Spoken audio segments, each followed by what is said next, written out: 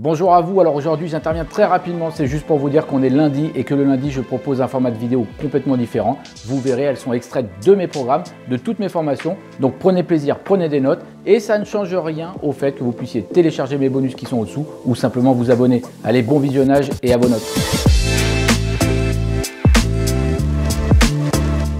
Bonjour, bienvenue sur ce nouveau cours intitulé « Trouver le camping adapté idéal ». Les prérequis, clairement, c'est savoir ce que l'on veut. Sans cette étape, impossible de faire un choix qui sera réfléchi. Les objectifs vont déterminer le choix du camping et en fonction de votre objectif, vous allez avoir un contrat adapté ou non. Les trois types d'objectifs, je vous les rappelle. Le 1, profiter un max du mobil-home et y être souvent. Objectif 2, profiter du mobil-home tout en réduisant les frais. Et le 3, gagner de l'argent. Votre objectif et votre logique. Votre objectif va nécessiter des conditions pour être réalisable. Ces conditions sont inscrites dans le contrat du camping, elles n'ont strictement rien à voir avec la beauté du camping.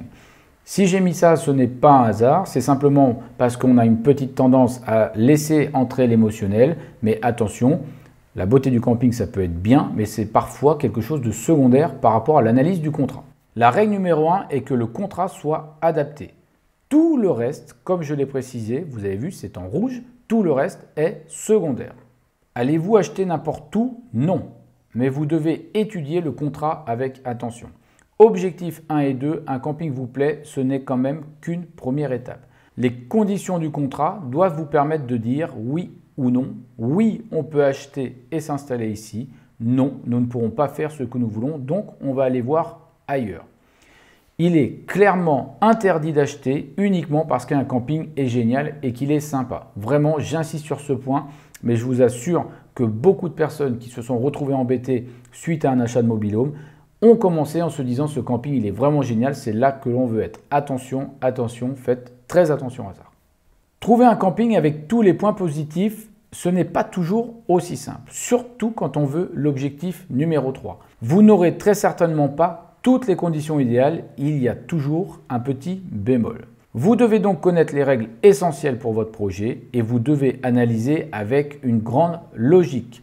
Il est important d'ailleurs pour vérifier ce que vous avez compris de bien questionner le directeur au moment d'une signature de contrat ou au moment où vous avez une question qui vous embarrasse. Le contrat et le directeur, il faut questionner les deux.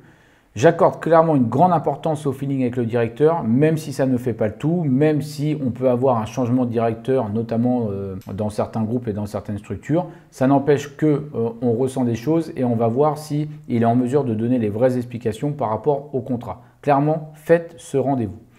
Feeling en plus des choses écrites. Évidemment, le feeling tout seul n'aurait pas de sens. Les choses écrites priment sur le discours puisqu'elles sont écrites et qu'elles sont attaquables en cas de problème. Le directeur doit vous réexpliquer les règles du contrat et vous devez vérifier que vous avez tout à fait bien compris. Aucune ambiguïté n'est possible.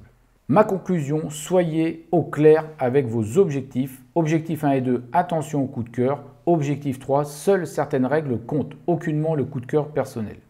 Soyez très logique à l'analyse du contrat. Trop de personnes ne mesurent les conséquences de certaines lignes qu'après achat.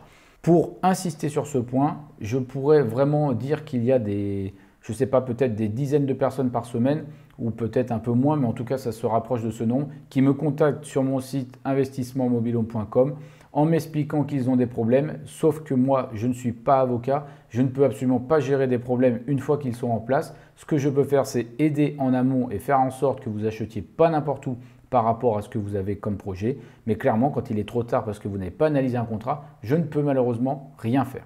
Nous verrons vraiment des exemples précis prochainement et lors de prochains cours. Et moi, justement, je vous dis à très bientôt pour le cours suivant.